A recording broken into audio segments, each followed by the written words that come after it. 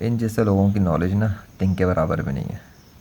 قرآن کے اسٹوڈنٹ کے اوپر ہونے پر اپنا دعویٰ کر رہا ہے، اسٹوڈنٹ آف قرآن، اور بات اتنی جاہلانہ اس نے کی ہے کہ اس کی کوئی اوقات نہیں ہے. ابھی سمجھاتا ہوں کیسے. حضور صلی اللہ علیہ وسلم کے دور میں کتنے سائنسدان تھے؟ کتنے سائنسدان رہتے تھے؟ کتنے صحابہ کرام سائنسدان تھے؟ اس کا جواب دو. کتنے تھے؟ 1 2 3 4 5.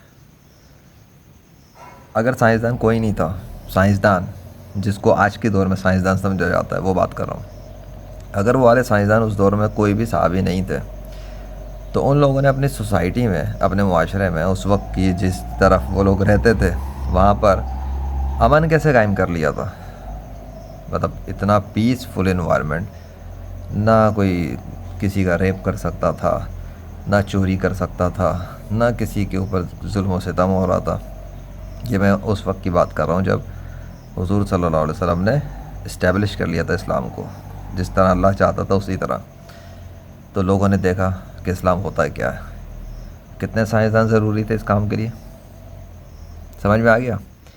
تو پتہ لگا ہمیں کہ پریکٹیکل طور پر دنیا کے اندر امن قائم کرنے کے لیے سائنسدانوں کی ضرورت نہیں ہے، رضی اللہ عنہ والے لوگوں کی ضرورت ہے، رحمۃ اللہ علیہ والے لوگوں کی ضرورت ہے.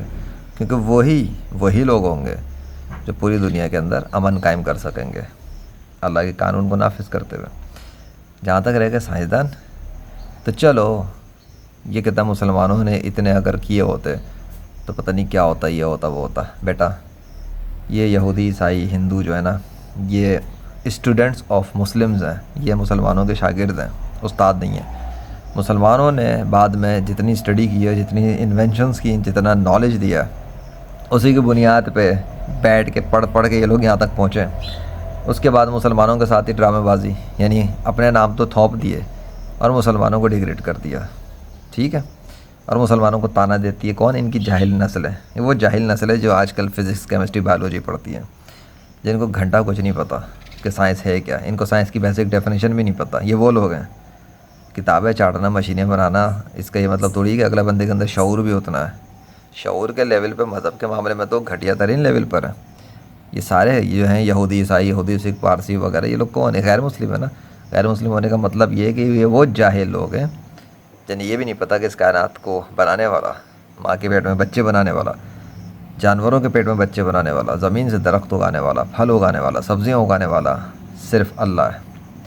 یہ وہ جاہل لوگ ہیں. تو مشین بنا کے کون سا تیر مار لیا. دوسری بات کہ چلو 21ویں صدی کے اندر تم کہتے ہو کہ ان غیر مسلموں نے زیادہ سائنسدان پیدا کر لیے، بنا لیے. پیدا تو کوئی سائنسدان نہیں ہوتا. کوئی دکھا دو کوئی بچہ سائنسدان پیدا ہوتا ہو، کوئی پیدا نہیں ہوتا، بنتے ہیں بچے. چلو ان کے انوائرمنٹ میں تو سائنسدان بہت بن رہے ہیں، گڈ رائٹ. تو تمہارے سائنسدانوں نے، غیر مسلموں کے سارے سائنسدانوں نے مل کے اوورال کتنی ترقی کی ہے؟ دنیا میں امن قائم کر لیا. ابے کوئی ایک کنٹری دکھا دو مجھے کسی غیر مسلم کا، ایک کنٹری جہاں پہ عورتوں کے ریپ نہ ہوتے ہوں، جہاں پہ بچوں کے ساتھ زیادتی نہ ہوتی ہو، جہاں پر دیکھ کے بولا جا سکے کہ اس نے امن کے معاملے میں حضرت محمد صلی اللہ علیہ وسلم کے دور کو ڈیفیٹ کر دیا. لاؤ کسی ایک غیر مسلم کنٹری کی مثال دو مجھے. ثبوت دینا، صرف منہ سے نہ فائر کرنا، ثبوت کے ساتھ بات کرنا.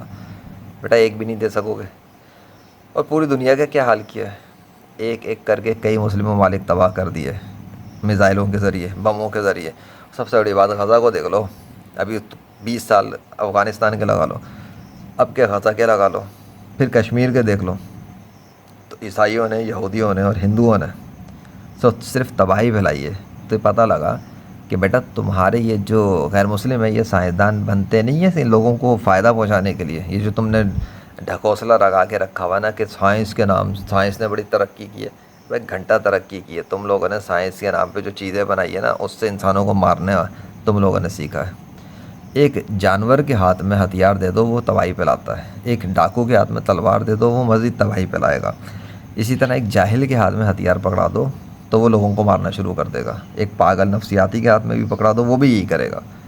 تو جانوروں کو، بے شعور لوگوں کو ہتھیار نہیں دیا کرتے، تعلیم دیتے ہیں، شعور دیتے ہیں کہ وہ جاہل کچھ غلط نہ کریں.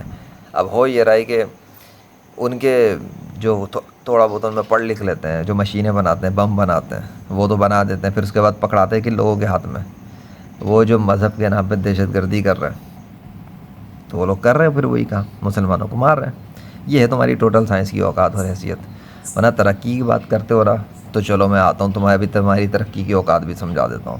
تمہارے سارے سائنسدان مل کر ایک مکھی نہیں بنا سکتے، ٹھیک ہے؟ تو یہ تو رحمۃ اللہ علیہ بھی نہیں بنا سکتے، ہاں یہ تو گڈ ایکول ہو گیا مقابلہ، آگے چلتا ہے۔ لیکن اگر مکھی مر جائے، یہ مکھی سے دلیل کرتا ہوں، پھر مچھر پہ بھی آتا ہوں بیٹا، لیکن اگر مکھی مر جائے تو تمہارے سارے غیر مسلم سائنسدان مل کر ایک مری ہوئی مکھی بھی دوبارہ زندہ نہیں کر سکتے، لیکن رحمۃ اللہ علیہ والے ایسے یہ کام کر سکتے ہیں اللہ کے فضل سے، اور اس مردہ مکھی کو زندہ کر سکتے ہیں اللہ کے حکم سے۔ ہو گیا؟ اب تمہارے سارے سائنسدان کس مقابلے میں؟ پتہ لگا رحمۃ اللہ علیہ والے زیادہ پاورفل سائنسدان ہیں، کیونکہ اسپریچول سائنٹسٹ تمہارے فزیکل سائنٹسٹ سے ہزاروں گنا ہائی لیول پر ہوتا ہے۔ تمہارے فزیکل سائنٹسٹ اتنے سے ہیں، اور اسپریچول سائنٹسٹ رحمۃ اللہ علیہ والوں کے پاس یہ پوری کائنات میں کہیں پر بھی اگر وہ کچھ کرنا چاہیں اور اللہ چاہے کہ ویسا ہو جائے تو ہو جاتا ہے۔ اس کی مثال میں خود ہوں، ٹھیک ہے؟ میں نے اپنے آپ کو رحمۃ اللہ علیہ نہیں لگایا، لیکن میں رحمۃ اللہ علیہ والوں کو ڈیفینڈ کرتا ہوں۔ میں اسٹوڈنٹ آف اسپریچویلٹی ہوں۔ نہیں اس کو نہیں لیں گے، میں بھی آ رہا ہوں نا مقابلے پہ، میں بھی اسٹوڈنٹ آف قرآن ہوں۔ اب آؤ میدان میں، کیا ہوں میں؟ I am also student of Quran. دوسری بات، مچھر، تمہارے سارے سائنسدان مل کے ایک مچھر نہیں بنا سکتے نا، مچھر تو رحمۃ اللہ علیہ بھی نہیں بنا سکتے، پھر مقابلہ ایکول ہو گیا۔ لیکن اگر مچھر مر جائے تو تمہارے سارے غیر مسلم سائنسدان مل کر ایک مرے ہوئے مچھر کو بھی زندہ نہیں کر سکتے، لیکن رحمۃ اللہ علیہ والے اگر کوشش کریں تو مرے ہوئے مچھر بھی اللہ کے حکم سے دوبارہ زندہ ہو جائیں۔ پتہ لگا کہ کسی کو موت کے بعد دنیا میں واپس لے آنا رحمۃ اللہ علیہ والوں کے لیے ممکن ہے، لیکن فزیکل سائنسدانوں کے لیے ممکن نہیں ہے۔ تو لیول کس کا ہائی، ترقی کس کی اوپر؟ اور رحمۃ اللہ علیہ والے جو ہے وہ قرآن کو بھی جانتے ہیں، حدیثوں کو بھی مانتے ہیں، اللہ کو بھی خدا مانتے ہیں، حضرت محمد صلی اللہ علیہ وسلم کو بھی آخری نبی مانتے ہیں۔ تمہارے غیر مسلم تو مانتے ہی نہیں ہیں۔ رحمۃ اللہ علیہ والوں کے پاس اسلام کی روشنی ہے، غیر مسلموں کے پاس جہالت کی گمراہی ہے، اندھیرے اور تاریکی ہیں۔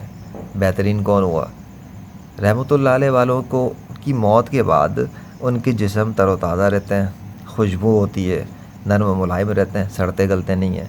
لیکن جو تمہارے غیر مسلم ہیں نا، ان کی موت کے بعد ان کے جسم بدبودار ہو جاتے ہیں، سڑنا گلنا شروع ہو جاتے ہیں، خون بھی سوکھ جاتا ہے، لاش بھی ڈھانچے جیسی ہو جاتی ہے، کیمیکل لگاتے ہیں بوگس باڈیز پہ، پھر کہتے ہیں انکرپٹیبل، جو کہ کرپٹیڈ باڈیز کو انکرپٹیبل، جھوٹ بھی بولتے ہیں۔ تو رحمۃ اللہ علیہ والے جھوٹ نہیں بولتے، رحمۃ اللہ علیہ والے بڑے کامیاب ہیں۔